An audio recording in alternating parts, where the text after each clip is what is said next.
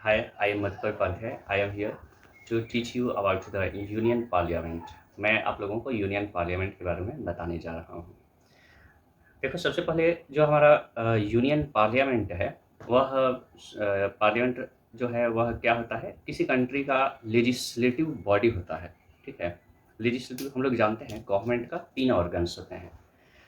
एक executive body जिसके बारे में हम लोग पढ़े, एग्जीक्यूटिव बॉडी में प्रेसिडेंट, वाइस प्रेसिडेंट और हमारा काउंसिल ऑफ मिनिस्टर्स, ये 3 होते हैं। एग्जीक्यूटिव बॉडी का फंक्शन और गवर्नमेंट ऑफिशियल्स भी सब उसी के पार्ट होते हैं। तो गवर्नमेंट अपना एग्जीक्यूटिव बॉडी जो है, एग्जीक्यूटिव फंक्शन कैसे ऑपरेट करेगी। गवर्नमेंट अपना एग्जीक्यूटिव वर्क जो है वो करने के लिए बताए हैं, सारा all the executive functions of the government of India will be performed in the name of president of India. Executive part में प्रेसिडेंट ऑफ इंडिया के नाम से भारत सरकार के सारे काम होंगे। और वह प्रेसिडेंट जो है अपना एग्जीक्यूटिव पावर का एक्सरसाइज कैसे करेगी, तो एक्सरसाइज करने के लिए जो है बताया गया है आर्टिकल 74 में कि there shall be a council of ministers. PM along with the council of ministers will aid and advise the president in the perform of his exercise मंत्रियों का गठन duties। मंत्रियों का गठन मंत्री होगा। परिषद, काउंसिल ऑफ मिनिस्टर्स जो हैं उनकी संख्या लगभग 60 से 70% होता है। लोकसभा में जो टोटल सीट है ना, उसका 15% मैक्सिमम तक दिया गया है मंत्रालय। तो काउंसिल ऑफ मिनिस्टर्स जो है along with प्राइम मिनिस्टर, ये सब जो है प्रेसिडेंट को अपना एग्जीक्यूटिव पावर का प्रयोग करने में मदद करेंगे। ठीक है ना, तो इस तरह से वो हमारा एग्जीक्यूटिव पावर। यूनियन पार्लियामेंट में क्या होता है, पार्लियामेंट में जो है इनका मेन फंक्शन होता है लेजिस्लेचर करना, टू लेजिस्लेट, कानून बनाना। ठीक है, और यूनियन पार्लियामेंट में हमारा सेंट्रल गवर्नमेंट जो है वह हमारे लिए लेजिस्लेट कानून बनाती है। वह कैसे बनाती है, तो यहाँ पे मेंबर ऑफ पार्लियामेंट 2 हमारे पास चैम्बर होते हैं, सेंटर में बताए हैं, लोकसभा, राज्यसभा। और दोनों ही चैम्बर्स मिल करके कानून का कोई भी लॉ जो का फॉर्मेशन करते हैं। तो हम लोग यहाँ पे बारी बारी से दोनों ही हाउस के बारे में देखेंगे। लोकसभा क्या होता है, राज्यसभा क्या होता है, लेजिस्लेचर क्या होता है, यूनियन लेजिस्लेटर। यूनियन पार्लियामेंट की बात किया है, यानी कि हम लोग यहाँ पे सिर्फ उन्हीं दोनों चैम्बर के बारे में देखेंगे, स्टेट लेजिस्लेचर के बारे में बात नहीं किया है। हमारा इंडिया में जो गवर्नमेंट है वो किस तरह की गवर्नमेंट है, फेडरल गवर्नमेंट है ना। हमारे कॉन्स्टिट्यूशन में भी बोला गया है, India that is Bharat is the union of states. ठीक है, तो ये फेडरल फॉर्म जो है वह कैसे पता चलता है, देखने से, हमारे कॉन्स्टिट्यूशन को देखने से। फेडरल गवर्नमेंट यहाँ देखने से समझ में आता है कि हमारे पास एक सेंट्रल गवर्नमेंट है, एक स्टेट गवर्नमेंट है। ठीक है, और इन दोनों ही गवर्नमेंट का पावर्स एंड फंक्शंस जो है वो हमारा कॉन्स्टिट्यूशन में सेपरेटली बताया गया है कि स्टेट गवर्नमेंट के क्या पावर फंक्शन है, सेंट्रल गवर्नमेंट में क्या क्या फंक्शन है, ये सभी चीज़ें हैं। और हम लोग फेडरल सेटअप ये सभी चीज़ें देख चुके हैं। इंडिया जो है वो फेडरल फीचर्स क्या हैं, federal features of India. India का फेडरल फीचर्स जो है वो है हमारा डिवीजन ऑफ पावर। पावर का डिवीजन कैसे कैसे किन के बीच किया गया है, तो सेंट्रल गवर्नमेंट के बीच और स्टेट गवर्नमेंट के बीच पावर का डिवीजन किया गया है। कैसे, ठीक है, कैसे डिवीजन हुआ है सेंट्रल गवर्नमेंट स्टेट गवर्नमेंट, तो सबसे पहले सब्जेक्ट्स के द्वारा 3 सब्जेक्ट्स हैं। ये सेंट्रल लिस्ट, उसके बाद स्टेट लिस्ट या यूनियन लिस्ट, स्टेट लिस्ट और कंकरेंट लिस्ट, 3 तरह का लिस्ट है। यानी लिस्ट का मतलब सब्जेक्ट्स। यूनियन लिस्ट में 97 सब्जेक्ट्स हैं, स्टेट लिस्ट में 66 सब्जेक्ट्स हैं और कंकरेंट लिस्ट में 47 सब्जेक्ट्स हैं। तो ये इन सभी सब्जेक्ट में, लिस्ट में यानी सब्जेक्ट में बताया गया है यूनियन लिस्ट पे कौन लेजिस्लेट करेगा, कानून लॉ कौन बनाएगा। यूनियन लिस्ट पे हमारा जो है वह सेंट्रल गवर्नमेंट जो है, यूनियन गवर्नमेंट वो लॉ बनाएगी। स्टेट लिस्ट पे जो है सो हमारा स्टेट गवर्नमेंट बनाएगी लिस्ट, और कंकरेंट लिस्ट पे जो है दोनों ही बना सकते हैं। तो इन दोनों को हम लोग बारी बारी से देखेंगे एग्जाम्पल, उसके बाद लिस्ट हम लोगों को समझ में आ जाएगा। जैसे यूनियन लिस्ट की बात करें, इसमें जितने भी इम्पॉर्टेंट चीज़ें हैं उन्हें यूनियन लिस्ट, इसको हम लोग अपने एनालिटिकल पावर से समझने की कोशिश करेंगे कौन कौन हो सकता है। जैसे करेंसी, करेंसी पे जो है सो हमारा कौन बनाएगा, सेंट्रल गवर्नमेंट। हाँ, सेंट्रल गवर्नमेंट। अगर स्टेट गवर्नमेंट इस पे बनाने लगा हर स्टेट, तो हम लोग झारखंड से बिहार में जाएंगे, एक अलग करेंसी चलने लगेगा, है ना, एक प्रॉब्लम क्रिएट हो जाएगा, है भाग। तो क्या क्या होना चाहिए ये हम लोग अपने से समझ सकते हैं। रेलवे है, डिफेंस है ना, डिफेंस। यहाँ से रेलवे में पूरे इंडिया में एक यूनिफॉर्म रेट है, ट्रैवल करने का। क्यों है? क्योंकि सेंट्रल गवर्नमेंट है, एक पूरे इंडिया में ट्रैवल करना है तो एक यूनिफॉर्म पॉलिसी बनेगा, मेकर रहेगा, तब तो सही ढंग से वह चलेगा, इसीलिए वह सेंट्रल सब्जेक्ट हम लोग इस तरह समझ सकते हैं। पोस्ट ऑफिस है ना? और फिर पोस्ट ऑफिस किसका होता है? झारखंड गवर्नमेंट का है? नहीं ना, स्टेट गवर्नमेंट का है। हमें कुरियर करना है, कोई भी चीज़ें जो पोस्ट ऑफिस का सर्विस लेना है, वो सेंट्रल गवर्नमेंट के हाथ में रहेगा, तभी तो वह पूरे इंडिया में कहीं भी आसानी से डिलीवर करेगा, है ना? टेलीग्राफ था, ये सब तो अब बहुत सारा चीज़ हट गया है, कुछ सब्जेक्ट जैसे पहले तार होता था, अब यूज से बाहर हो गया। फॉरेन अफेयर्स है। यूनियन लिस्ट के बारे में देख चुके हैं, क्या होता है, 97 सब्जेक्ट्स होता है, ये समझ गए। अच्छा, कुछ सब्जेक्ट्स जो हैं वह हमारा स्टेट लिस्ट में दिया गया है, जैसे पुलिस, यानी कि लॉ एंड ऑर्डर जो है that is the state subject. Public health है, इस पे जो है सो हमारा स्टेट गवर्नमेंट वर्क करेगी, एजुकेशन, एग्रीकल्चर, और कुछ कंकरेंट हैं जिस पे कि सिर्फ जिस पे दोनों बनाएंगे। स्टेट लिस्ट के जो सब्जेक्ट, इसमें 66 सब्जेक्ट्स हैं, है ना? किसमें कितने सब्जेक्ट हैं वो याद रखना होगा। जैसे क्रिमिनल लॉ है, दोनों बनाएगा, सेंट्रल गवर्नमेंट, स्टेट, है ना? हर जगह का अपना सोसाइटी के हिसाब से जो वहाँ कल्चर मौजूद है उसके हिसाब से अलग अलग लॉ भी स्टेट गवर्नमेंट बनाती है। इसके बाद और मैरिज है, मैरिज अलग अलग स्टेट में कल्चर के हिसाब से मैरिज पे अलग अलग जो है लॉ बनेगा, डाइवोर्स का, बैंकरप्सी का, trade union, economic, social planning, सभी सब्जेक्ट्स का डिवीजन ही, क्रिएशन ही स्टेट का उसी हिसाब से हुआ है, ठीक ना? तो हर स्टेट जो है अपनी ज़रूरत के हिसाब से लॉ बनाएंगे यहाँ पे। इसके साथ साथ एक स्टेट गवर्नमेंट तो बनाएगी ही, साथ में सेंट्रल गवर्नमेंट एक यूनिफॉर्म जनरल लॉ भी बनाएगा। तो इसलिए ये कंकरेंट लिस्ट में ऐसे सब्जेक्ट रखे गए हैं जिसमें 47 सब्जेक्ट है। तो पुलिस किस में है? पुलिस स्टेट्स लिस्ट में है। कॉन्करेंट में क्यों नहीं है? उससे भी कंकरेंट पुलिस, इंडियन पुलिस कभी सुने? नहीं ना। पुलिस हमेशा जो है वह स्टेट सब्जेक्ट का विषय है। लॉ एंड एडमिनिस्ट्रेशन जो है ना, स्टेट को दिया गया है ना? क्यों दिया गया है स्टेट को? इसको सेंट्रल लिस्ट में क्यों नहीं डाला है, यूनियन लिस्ट में? इसलिए क्योंकि हमारा खुद का लॉ जो है, लोकल गवर्नमेंट जो है वह अच्छे तरीके से लॉ कर पाएगी ना।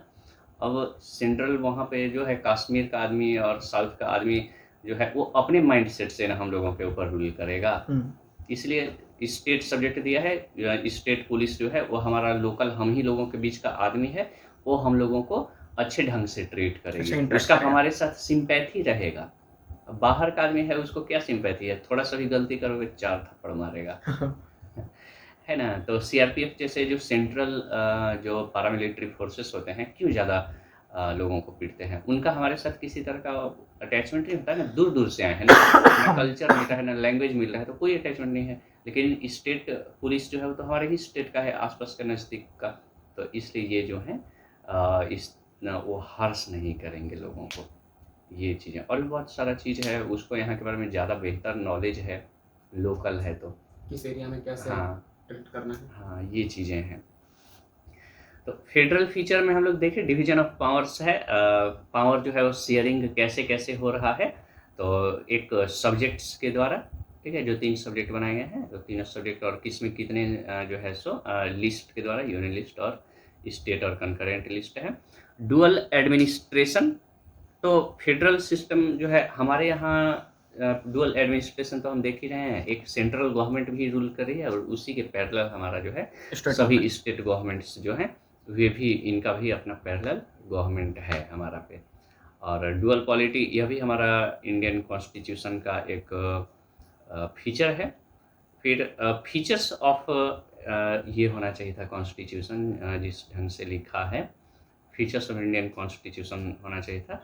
रिटन कॉन्स्टिट्यूशन है हमारा इंडियन कॉन्स्टिट्यूशन जो है, वर्ल्ड का बहुत सारा कंट्री देखेंगे, मैक्सिमम कंट्री में रिटन ही है। American constitution is the world's first written constitution.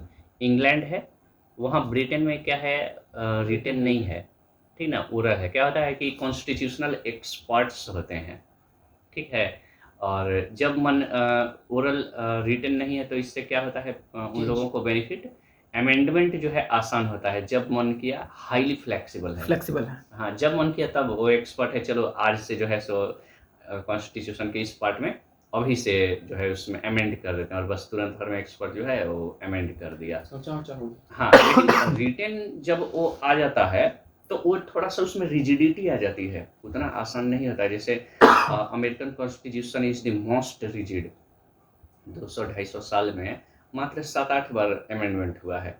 हमारा इंडियन कॉन्स्टिट्यूशन जो है वह सेमी रिजिड है ना, हाईली फ्लेक्सिबल नहीं है अमेरिकन कॉन्स्टिट्यूशन के द्वारा। सेमी ना तो अमेरिकन कॉन्स्टिट्यूशन के जैसा रिजिड है और ना ही ब्रिटेन इंग्लैंड का कॉन्स्टिट्यूशन जैसा हाईली फ्लेक्सिबल है ना। तो ये कॉम्पैटिबल बीच का रास्ता निकाला है, ठीक है, रिजिडिटी और फ्लेक्सिबिलिटी के बीच का चीज़ है। और जैसे इंग्लिश ब्रिटेन कॉन्स्टिट्यूशन है फ्लेक्सिबल, वैसा ही नहीं है। हमारा अब तक 125-30 अमेंडमेंट हो चुका है, कितने साल में? 50-70 साल में, है ना, 72 ईयर्स में ये चीज़ें हैं। अच्छा, supremacy of the constitution, Indian constitution जो है हमारे इंडिया में जो सुप्रीम पावर है वो किसके हाथ में है, किसके पास? Constitution, unlike that of the Britain. Britain में सुप्रीमेसी किसको दिया गया है? पार्लियामेंट। अच्छा सर, ठीक है, विक्टोरिया को कोई पावर नहीं है वहाँ पे, king queen, just monarch, that is रबड़ स्टाम्प हम लोग बोल सकते हैं, ठीक है, नॉमिनल एग्जीक्यूटिव हैं। तो क्या बता रहे थे, सुप्रीमेसी ऑफ द कॉन्स्टिट्यूशन, हमारे इंडिया में सुप्रीम पावर जो है वह कॉन्स्टिट्यूशन का है, ठीक है, कॉन्स्टिट्यूशन सबसे ऊपर है। ब्रिटेन में, इंग्लैंड में सुप्रीमेसी किसका है? इंग्लैंड में सुप्रीमेसी है पार्लियामेंट का। और अमेरिका, यूएसए में सुप्रीमेसी किसका है? प्रेसिडेंट नहीं, वहाँ का जुडिशियरी जो है ना वो सुप्रीम पावर है। अच्छा, ये है, हम लोग देख लिए ना, एक कंट्री में पार्लियामेंट का सुप्रीमेसी, एक कंट्री में जुडिशियरी का सुप्रीमेसी, एक कंट्री में संविधान का। हाँ, हमारे यहाँ बाकी तीनों जो है, तीनों का आपस में कोऑर्डिनेशन है, ठीक है, एग्जीक्यूटिव, लेजिस्लेटिव और जुडिशियरी तीनों जो है आपस में जो है कोऑर्डिनेट करके चलते हैं, हार्मोनी जो है, सो कोऑपरेटिव फेडरलिज्म हमारे यहाँ है ना। और इन तीनों से ही ऊपर जो है कॉन्स्टिट्यूशन को रखा गया है, और क्योंकि इन सभी का सोर्स ऑफ अथॉरिटी जो है, पावर कहाँ से डिराइव करते हैं? कॉन्स्टिट्यूशन से। तो सबसे ऊपर कॉन्स्टिट्यूशन है हमारे देश में। अच्छा, सुप्रीमेसी ऑफ द जुडिशियरी, जो तीन डेमोक्रेसी का, गवर्नमेंट का जो तीन पिलर्स या ऑर्गन्स बताया गया है, एग्जीक्यूटिव, लेजिस्लेटिव, जुडिशियरी, इसमें जुडिशियरी को क्या किया गया है कि एक दूसरे से इंडिपेंडेंट रखा है, इंडिपेंडेंट ऑफ द जुडिशियरी। और बाकी जो एग्जीक्यूटिव, लेजिस्लेटिव है, इसमें हम लोग क्या देखते हैं कि executive is merely a part of the legislature. Executive हमारा जो है वह लेजिस्लेचर का एक पार्ट है। क्यों पार्ट है? हाँ, उसी का एक भाग है। ऐसा हम लोग इसलिए कहते हैं क्योंकि एग्जीक्यूटिव वर्क कैसे करेगी? अकॉर्डिंग टू द लेजिस्लेचर जैसे जो लॉ बनाएगी उन्हीं लॉ के हिसाब से एग्जीक्यूट करना है। एग्जीक्यूटिव का काम क्या है? लेजिस्लेचर ने जो भी लॉ बनाया, लेजिस्लेट किया, उन्हीं लॉ के अनुसार एग्जीक्यूट करना है ना। ये चीज़ें हैं हमारा ये लेजिस्लेचर और एग्जीक्यूटिव के बीच।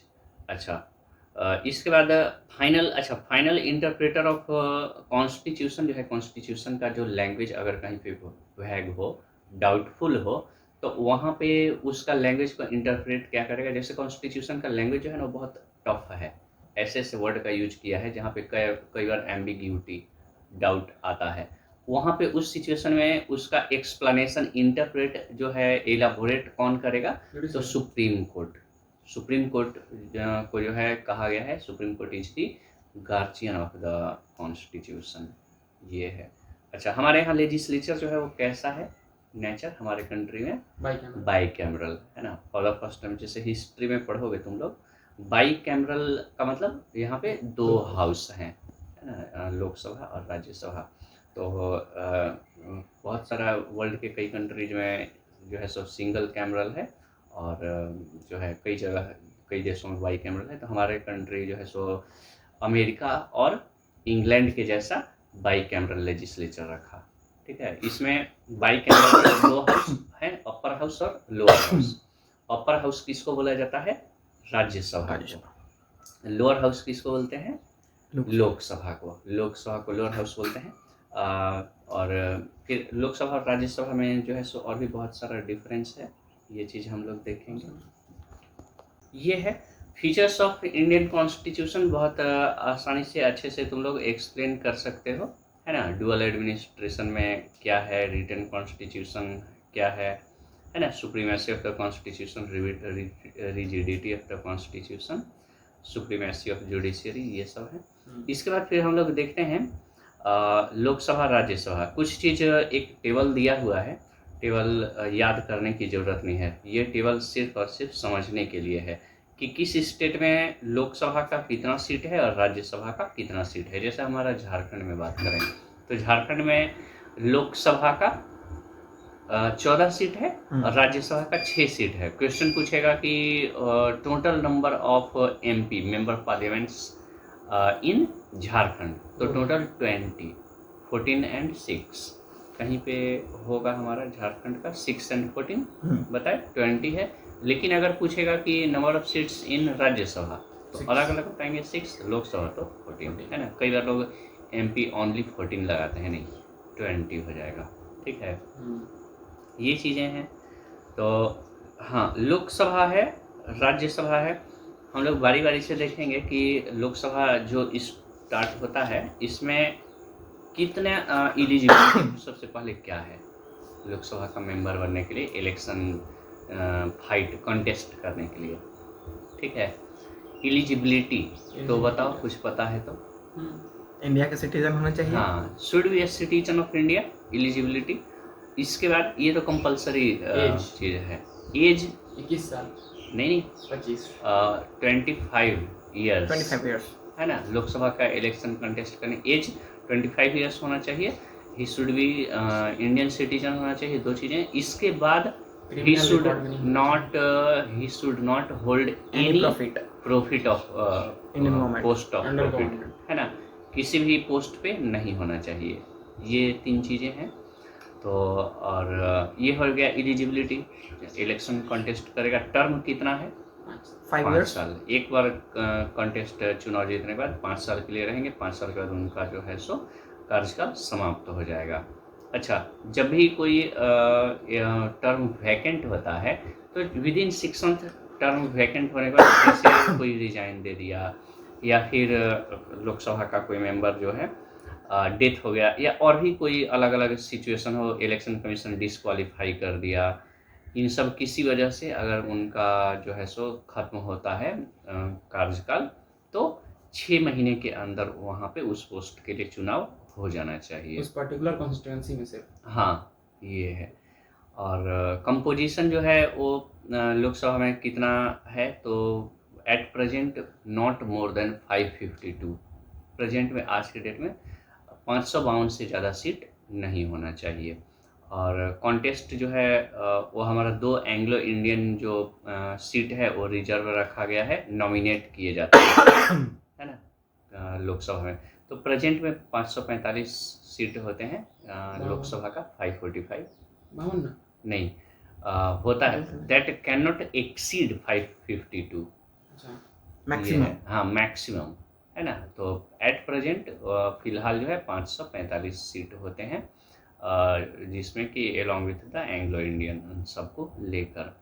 अच्छा, तो मेंबरशिप के लिए बताए, लोकसभा का मेंबर होने के लिए आर्टिकल 84 में हमारा जो है सो बताया गया है क्या क्या चीज़ें होनी चाहिए।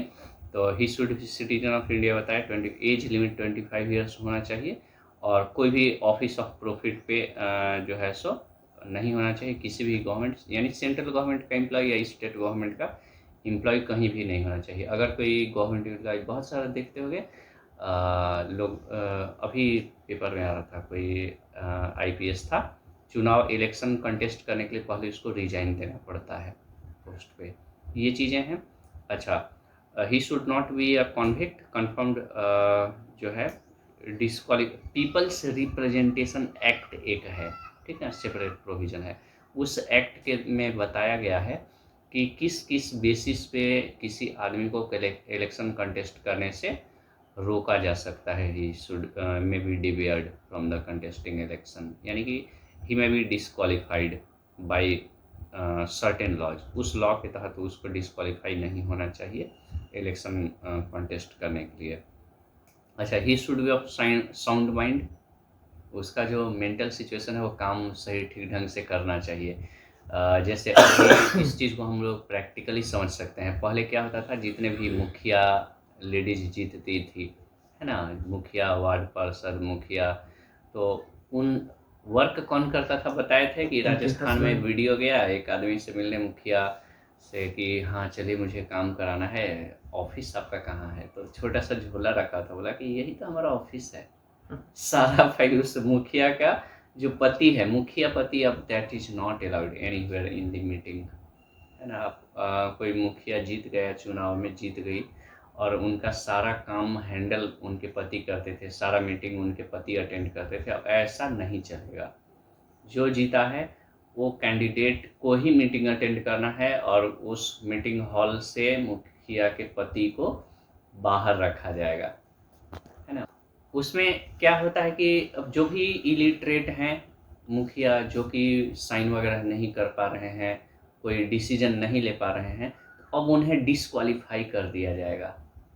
तो जो भी पहले पुराने समय से जो चीज़ें हैंडलिंग हो रहा था ना, अब वो सब चीज़ें नहीं हो पाएगी। यानी जस्ट लाइक फीमेल को एक रबड़ स्टाम्प बना के यूज किया जा रहा था ना, वो चीज़ें अब नहीं चल पाएगी। ये चीज़ें हैं। अच्छा, उस आदमी का नाम जो भी कंटेस्ट करने जा रहा है, उसका उस इलेक्टोरल रोल में वहाँ पे होना चाहिए, है ना। ये चीज़ कंपलसरी है। और एनी अदर क्वालिफिकेशन जो पीपल्स रिप्रेजेंटेशन एक्ट जो है ना, उसमें और जो भी क्राइटेरिया बताया गया है उन सबको फुलफिल करना चाहिए।